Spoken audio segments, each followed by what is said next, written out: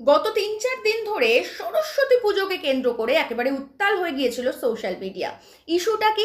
ইস্যুটা হচ্ছে যে যোগেশচন্দ্র কলেজে নাকি সরস্বতী পুজো করতে দেবে না বলেছে সংখ্যালঘুরা, মানে মুসলিমরা।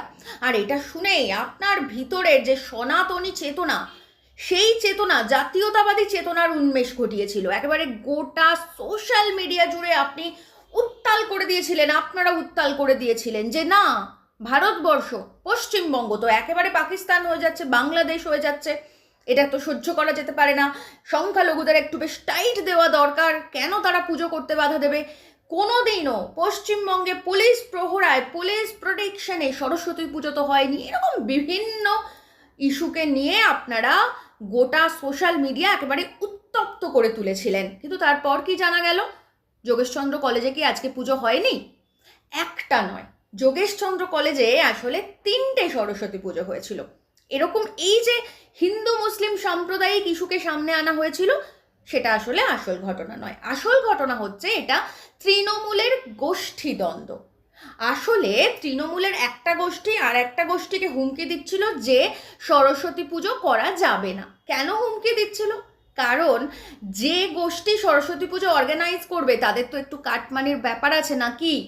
এই যে সরস্বতী পুজোয় এই যে অ্যারেঞ্জমেন্ট হবে, স্টেজ হবে, খাওয়া দাওয়া হবে, ক্যাটারিং, এই যে ডেকোরেটার, এই যে বিভিন্ন বিষয়, এগুলোর থেকে তো একটা কাটমানি খাওয়ার ব্যাপার আছে। তো খুব স্বাভাবিক ব্যাপার, এই কাটমানির জন্য একটা গোষ্ঠী আর একটা গোষ্ঠীকে সরস্বতী পুজো করতে দেবে না। কারণ গোষ্ঠী যদি 2টো হয় বা 3টে হয় তাহলে তো টাকাটা ভাগ হয়ে যাচ্ছে, কাটমানিটা ভাগ হয়ে যাচ্ছে। যদি একজন একা এই পুজোটা করে তাহলে তো সেই টাকাটা ভাগ হচ্ছে না, একার পকেটে ঢুকছে, একটা গোষ্ঠীর পকেটে ঢুকছে। তো এটা নিয়ে খুব স্বাভাবিক তৃণমূলের গোষ্ঠীদ্বন্দ্ব হবে এবং গোষ্ঠীর বিভিন্ন গোষ্ঠী একে অপরকে হুমকি দেবে, চাপ দেবে। আর আপনি ভাবুন কেমন বোকার মতন একেবারে জাতীয়তাবাদী চেতনায় জাগ্রত হয়ে কিভাবে পশ্চিমবঙ্গকে পাকিস্তান বা বাংলাদেশ হওয়া থেকে আটকানো যায় সেরকম নানা ফন্দি ফিকির খুঁজছিলেন। দেখলেন তো? আসলে এই কথা আমি আগেও বহুবার বলেছি, আবারও বলছি যে পশ্চিমবঙ্গের মূল সমস্যা সংখ্যালঘুরা নয়, বা ভারতবর্ষের মূল সমস্যা সংখ্যালঘুরা নয়, কখনো ছিলও না।